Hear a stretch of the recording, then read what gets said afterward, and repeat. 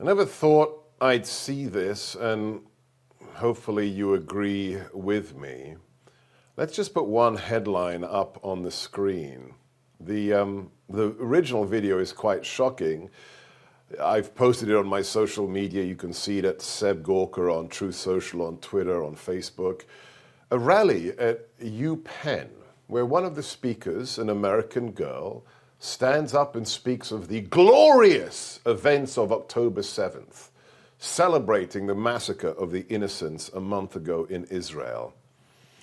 It's not just words, it's also deeds. As we now know, Paul Kessler, a 69-year-old Jewish resident of Thousand Oaks, was apparently murdered at a pro-Hamas rally. He was holding up an Israeli flag. One of the protesters, apparently a university, a college professor, just hit him in the head with his bullhorn, and he died. That's when you know that this can get real very fast. What does it mean for our fellow Americans of the Jewish faith community? Let's talk to a friend of mine, somebody I got to know in the White House. He is the managing director of the Coalition for Jewish Values, Rabbi Yaakov Menken. Welcome to Newsmax. Thank you for having me. Rabbi, let me ask you a very prosaic, a very simple question. When you and the members of your community see the images of last weekend of people screaming outside the White House, people shouting phrases like "from the river to the sea," daubing blood like red paint on the White House fence, images like these from New York, or images across campuses of people being pro-Hamas, what kind of feelings does that create in your community, Rabbi? Well, there's obvious reminders here to Nazi Germany in the 1930s. The buildup is unmistakable. The parallels are unmistakable. We have to remember that not everyone who lives in a civilized country like the United States of America is actually a civilized person.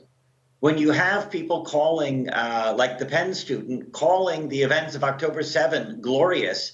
So here's a supposed feminist, probably, if you would ask her, but meanwhile, she's justifying rapes, at least where Jews are concerned. That's not a civilized person. Yeah.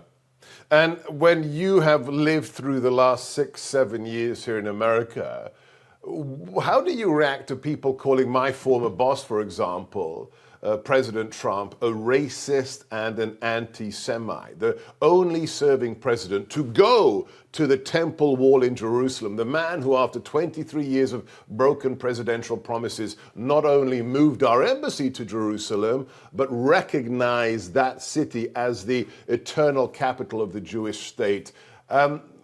Isn't bearing false witness one of the worst sins in the Jewish faith, Rabbi? In this particular case, it's actually just demonstrably extremely dangerous.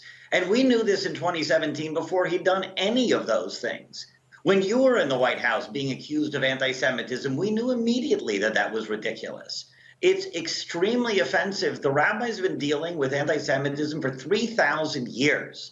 So when leftists want to cast their own values as Judaism on a host of issues, that's stupidity. But when they want to do it with anti-Semitism, it's actually profoundly dangerous, as one of them admitted. When you keep crying wolf, you won't be believed when the danger is very real. We knew before this happened that the danger was very real. Yeah. One last question for you, Rabbi. What do you say to your fellow Jewish Americans who are, let's say, maybe of the secular variety or don't go to synagogue, who really don't understand what happened on October the 7th and what we're witnessing on the streets of America? What do you say to them, Rabbi Menken?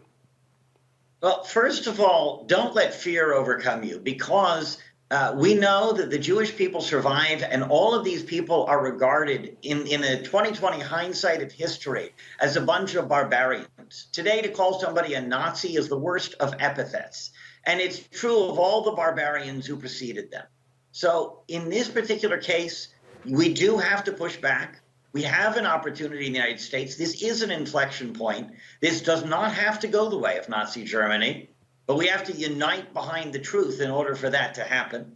But also, again, don't be afraid, because in 2020 hindsight, it will be revealed that all those rallying behind this banner were a bunch of barbarians, including the folks from the Shuri Karta, sadly, that you see there in the picture. But it's all across the board. We have to stand for what is right and what is good. And right now there's an existential threat to Jews posed by Hamas. That has to be the focus. We are pushing back together against anti-Semitism. A powerful message and a biblical message. Be not afraid. Please follow the good rabbi at the Coalition for Jewish Values. Thank you for speaking the truth, sir. Next up, most people this week missed a very important anniversary. What was it? All will be revealed in a moment. Stay with us here on the Gorka Reality Check.